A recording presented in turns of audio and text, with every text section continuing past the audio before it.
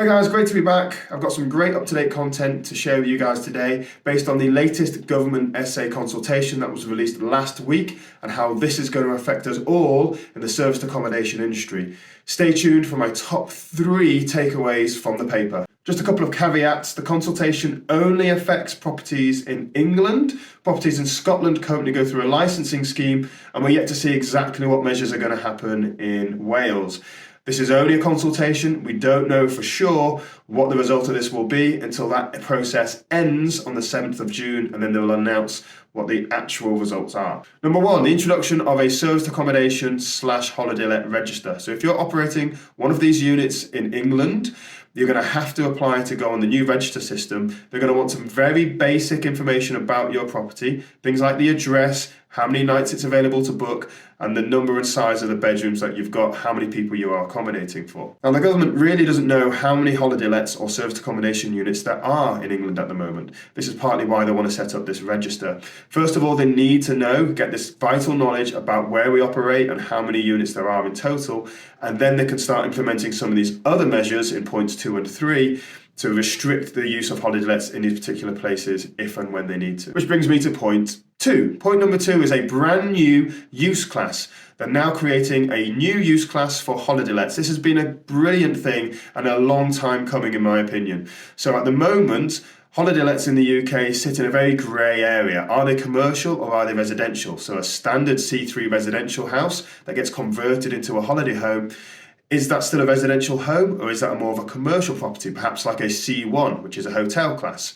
So in order to prevent any more grey areas and uncertainty here, the government have decided to release a brand new property use class, which is C5 holiday lets. Now, they don't differentiate between a holiday let or a serviced accommodation apartment. It's just C5 holiday lets.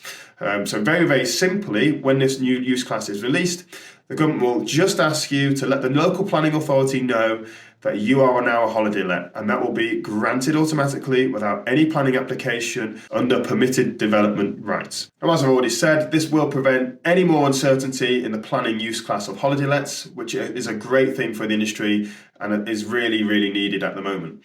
However, in parts of England where there is conflict and there's an oversupply, a very high density of holiday lets or serviced accommodation apartments in one area, then there are some options for the government to be able to restrict how many there are allowed to enter into that space in those particular areas. And that brings me on to point 3. So under permitted development rights, if you want to change the use class of your home from a C3 residential to a C5 holiday let, you can do so under the new proposals without any planning application, no planning permission at all. All you have to do is let the local planning authority know that is what you're going to do, and there are no problems. However, the government has the capability to remove permitted development rights using something called an Article 4.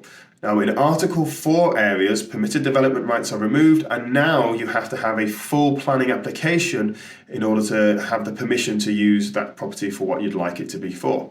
The government have done exactly this for HMOs and have done for a long time now. It's a very proven system, and this allows them to control exactly how many properties of a certain type there are allowed to be in certain areas.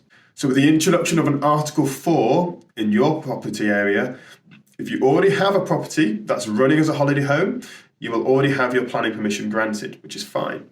But for any new operators coming into that space, into that particular area, under the Article 4 direction, you'll have to go through the planning application. And this will allow the government to restrict supply in these key areas where there's too many holiday homes already. So that's all for now, guys. I hope you found that useful. There will be a full in-depth analysis on a future video that I'm going to release, but I just really wanted to get this information out to you as quickly as I possibly could so that you could get the most benefit from this. Don't forget to like and subscribe to the channel, guys. I'd really welcome any comments that you have about everything that I'm doing. Thanks for watching, and I'll see you next time.